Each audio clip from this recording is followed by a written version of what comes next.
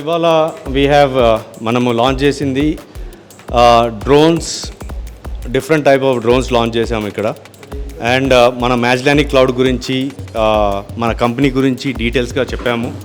And also మా financial results declare చేసాము ఇవాళ. సో మేము 2022కి 23కి we have declared a profit of 74.10 after tax.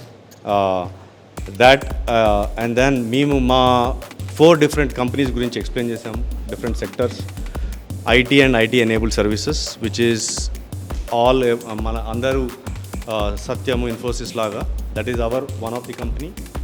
And ఇంకొక 2 companies that are sectors or segments declare చేసాము, విచ్ ఈస్ ఈ సెక్యూరిటీ అండ్ సర్వేలెన్స్ డివిజన్లో ఒక కంపెనీ కొన్నాము exactly 1 year back.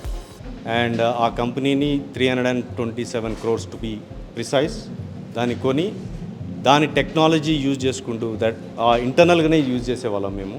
And we are దాని ద్వారా మేము ఎస్బీఐ ఏటీఎం మెషిన్ ఈ సర్వేలెన్స్ సెక్యూరిటీ మానిటరింగ్ చేసేవాళ్ళము. And lot of banks, ICICI bank, bank of Baroda, ఇట్లా చాలా ఉన్నాయి బ్యాంకులు దట్ వీఆర్ సప్లయింగ్. అండ్ అదే కాకుండా ఆ టెక్నాలజీని వేరే వాళ్ళకి అమ్మే విధంగా అది రీప్యాకేజ్ చేసి, so that anybody can buy this technology. Other competitors also can pay us. We're going to give the technology, hardware కానీ కావచ్చు, సాఫ్ట్వేర్ కావచ్చు, whatever that we can.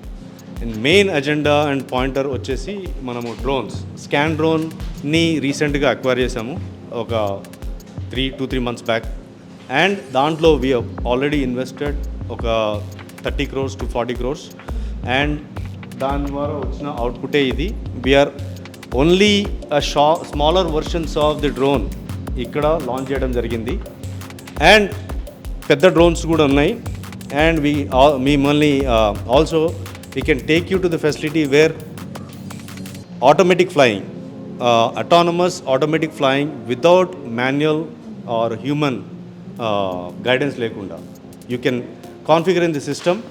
Ikkada takeoff spot, vere daggara landing spot, it could be 5 kilometers or 20 kilometers or whatsoever.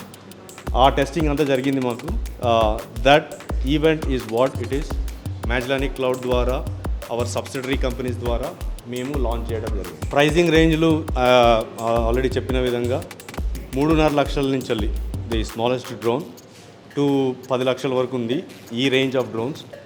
పెద్ద drones which are huge, అది 50 లక్షల వరకు కూడా పోవచ్చు. అది డిస్టెన్స్ ఆర్ వెయిట్ కెపాసిటీని బట్టి ఆ మోటార్ ట్రస్ట్ 100 కిలోలు కూడా తీసుకుపోగలుగుతుంది. And to a distance of 50 kilometers, 60 kilometers.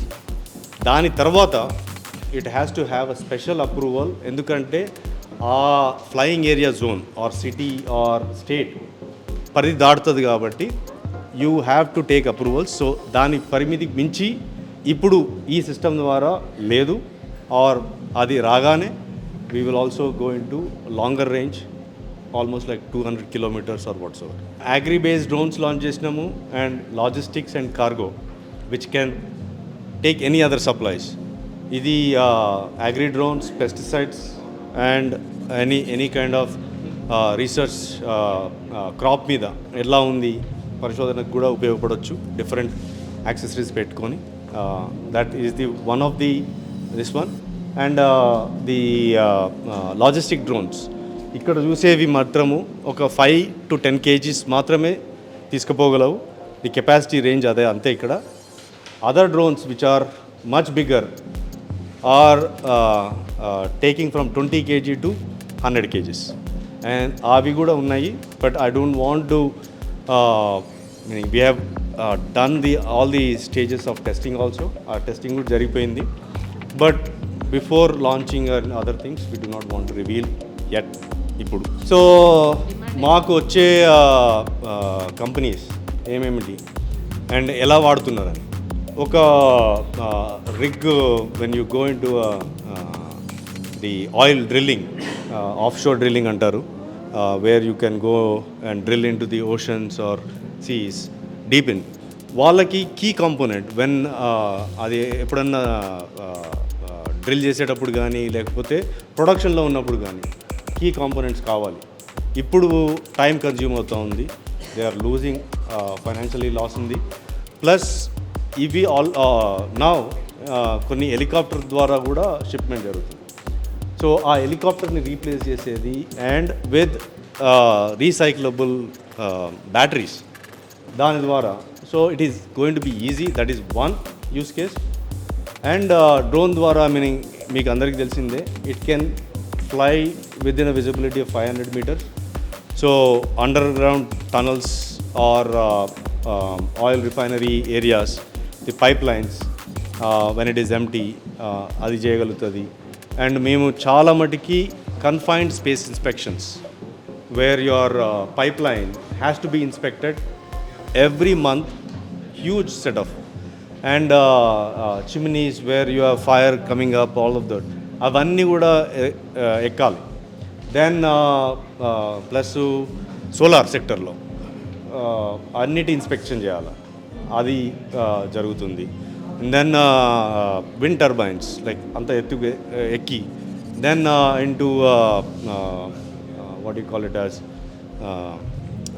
Cell phone towers ఎక్కి చాలా పని చేయాల్సి వస్తుంది. సో యూ కెన్ ప్రిసైజ్లీ తీసుకుపోయి you can do those testings.